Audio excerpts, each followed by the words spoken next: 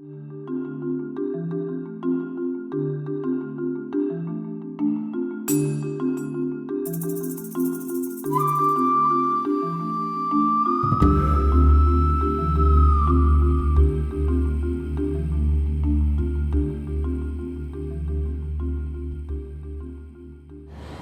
I want to move ahead now. Vimalakirti is therefore the model for us lay people. We're not monks on retreat, we're not yogis in the forest. We have jobs, we have livelihood, we have families, we have issues. And that's sort of Vimalakirti, right? He's introduced as this ordinary person, although a rather successful and remarkable one. He's wealthy, he has a great family, he's a model citizen of his community. He appears to different people, he goes around actively engaging with all different people, always tries to help them think things through, be more clear. He's a little bit intimidating to people because he's so critical and eloquent, but they learn from him and they do like him and they're fascinated by him, although they're a little ginger about seeing him, as I mentioned. So there he is, and he then also, he's remarkable, but then he shows his humanness by being sick, remember? In that second, where he's introduced first as this remarkable person. Vimalakirti, his name means good name. Taintless, spotless reputation, in the way his name Vimalakirti means.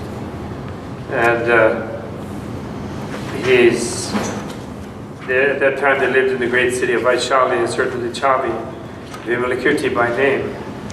Having served the ancient Buddhas, he had generated the roots of virtue by honoring them and making offerings to them. He had attained tolerance as well as eloquence. And tolerance, remember here in Buddhism particularly, means especially the ability not to become angry. He played with the great, or to be stressed and therefore angry. He played with the great super knowledges. He had attained the power of incantations and the fearlessnesses. He had conquered all demons and opponents. He had penetrated the profound way of the Dharma, of the teaching, of reality and its teaching. He was liberated through the transcendence of wisdom.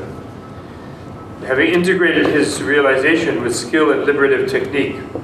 Nowadays I would translate it as liberative art, but anyway, technique is okay. He was expert in knowing the thoughts and actions of living beings, knowing the strength or weakness of their faculties, and being gifted with unrivaled eloquence. He taught the Dharma appropriately to each. Having applied himself energetically to the Mahayana, he understood and accomplished his tasks with great finesse. He lived with the deportment of a Buddha, and his superior intelligence was wide as an ocean. He was praised, honored, and commended by all the Buddhas, and was respected by Indra, Brahma, and Indra is like Zeus, king of the gods, of the Olympus-type gods, and Brahma is like Jehovah, like in transcendental God. Creator God in that culture, although Buddhists don't think he's creator, but other people in India do. And all the Lokapalas, those are the gods who guard the world. In order to develop living beings with his skill and liberative technique, he lived in the great city of Vaishali. So he's introduced really as a Buddha who lives as an ordinary person among the citizens. In other words, in order to develop living beings, that's why he lived there. He didn't just live there because he was driven to live by unconscious impulses. So he's a kind of special incarnation, in other words. His wealth was inexhaustible for the purpose of sustaining the poor and the helpless. He observed a pure morality in order to protect the immoral.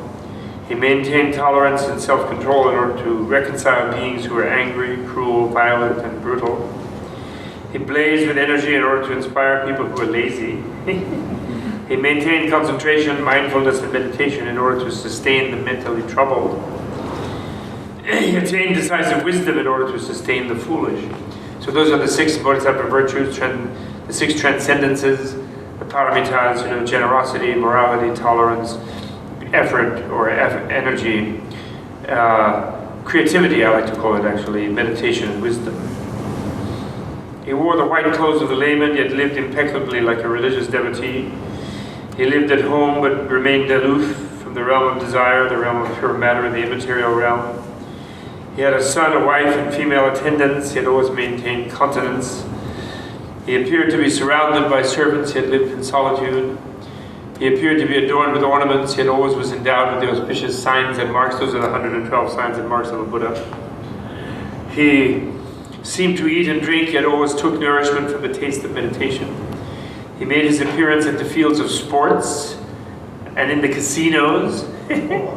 But his aim was always to mature those people who were attached to games and gambling. He visited the fashionable heterodox teachers, what they call the outsider teachers, different gurus who teach but spiritually and are spiritual, but in a way don't really understand reality, and therefore called outsiders, because they're not inside the realism of reality. But yet always kept unswerving loyalty to the Buddha. He understood the mundane and transcendental sciences and esoteric practices, yet always took pleasure in the delights of the Dharma. He mixed in all crowds and was respected as foremost of all. In order to be in harmony with people, he associated with elders, with those of middle age and with the young. He had always spoke in harmony with the Dharma. And he goes on, I don't want to read it all, so you can read it. But it's this sort of reconciles all these paradoxes in his life.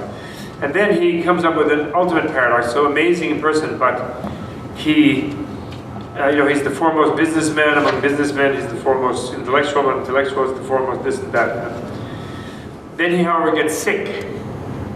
And then, although they say he shows the form of being sick in order to teach something, and then he gives a whole rap about how the ordinary body sucks, and then about how the body of an enlightened being is so fabulous, to inspire people to seek enlightenment. Which is real health. Like we have here, this is the medicine Buddha here, this blue Buddha, which has a whole other story which I'm not going to digress into, but it's a wonderful thing. It's Menla, like our Menla mountain retreat up in the Catskills, named after him. And this medicine Buddha is the idea that in Tibetan medicine, therefore, the idea is that health means enlightenment. True health is to be enlightened. Any sort of unenlightened existence is in some degree unhealthy. It is like, therefore, normal existence, as we would say normal, habitual, if you will, existence, is, just a balance of ill health. So you like a little too much bile, a little too much phlegm, a little too much nervous energy. But when they're in balance, then they cancel each other, so you feel healthy. But that healthy is only really a balance of illnesses. It's sort of the theory of it. There's no perfect health, like a gallon of vitamins a day, like a perfect exercise, like fabulous this and that, best spa, whatever. No, there's no such thing, unless you become enlightened. Enlightenment is where, therefore, your body is this multiple body in a way where you feel you're connected to all the energy of the universe, and you don't feel special about what's sort of inside your skin. What's inside your skin and the energy flowing all around you and coming in and out of you, all the cosmic rays and everything, are all indivisibly yourself. You feel it. That's when you're truly healthy. At the same time, you're aware that you're mobilizing this in relation to others, and so you're able to take, but you draw your energy from the atoms within yourself, from the subatomic energy fields that are sort of within you. You don't think that it's just the flesh and blood and tendon and everything that's you. And therefore this flesh and blood and tendon that is the one you're sort of continuously connected to by habit, by your previous past karma and evolutionary thing, itself can draw all this energy out of its own atoms and is always constantly healing and repairing and manifesting itself, and that's true health. And in no way in which you're like the separate person here, like gobbling down your vitamins, and then you're going to be healthy. But if you balance the different distortions in the right way, you can function. That's the concept of it.